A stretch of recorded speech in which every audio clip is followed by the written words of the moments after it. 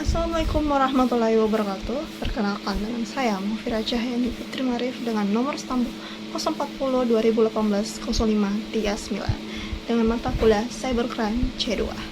Oke, sistemnya sama seperti dulu semester lalu. Aku pasang soal langsung aja. Langsung nomor 1, yaitu apa yang dimaksud dengan yuridiksi. Yuridiksi itu berasal dari bahasa Inggris, yaitu jurisdiction.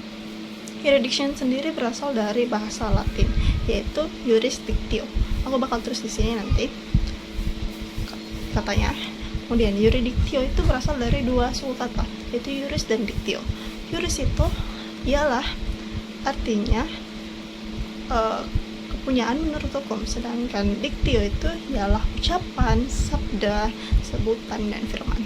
Nah, dari arti semua tadi itu memiliki 4 unsur pengertian yuridiksi, yaitu hak menurut hukum, kepunyaan atau kekuasaan menurut hukum, kewenangan menurut hukum, kepunyaan seperti yang ditentukan hukum. Nah, itulah jawabannya nomor 1. Oke, nomor 2. Apa perbedaan antara prinsip nasional aktif dan prinsip nasional pasif?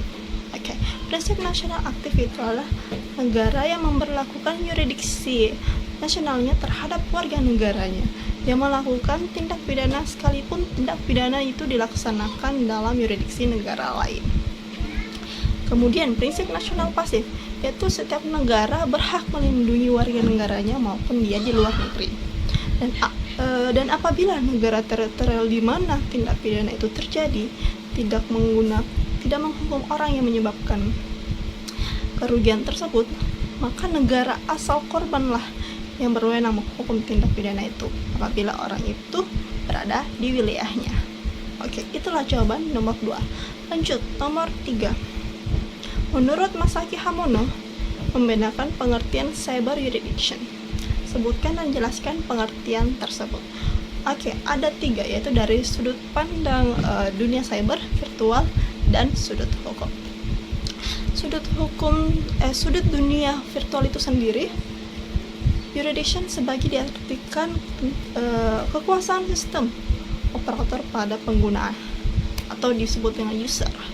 Kemudian untuk merupakan aturan yang melaksanakan pada masyarakat di dunia cyber atau virtual.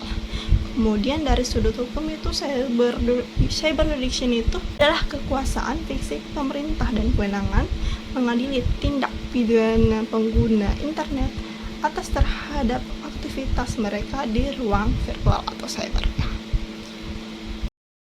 Oke, lanjut nomor 4. Apa yang dimaksud dengan teori perbuatan material, teori alat yang digunakan, dan teori akibat? Menurut teori material, yang menjadi locus delicti adalah tempat di mana pembuat itu melakukan suatu tindak pidana yang menyebabkan delik yang bersangkutan, of course. Kemudian teori alat yang digunakan atau instrumen apa yang dia pergunakan. Menurut teori alat yang digunakan, maka delik yang dilakukan di mana alat dipergunakan itu untuk menyelesaikannya. Oke, soal terakhir, nomor 5. Apa yang dimaksud dengan ubiquitas? Oke, ubiquitas adalah prinsip yang mengatakan bahwa delik-delik yang dilakukan atau terjadi di sebagian wilayah teritorial negara dan sebagian luar di wilayah teritorial harus dapat dibawa ke dalam yurisdiksi dari negara yang terikat, dari setiap negara yang terikat.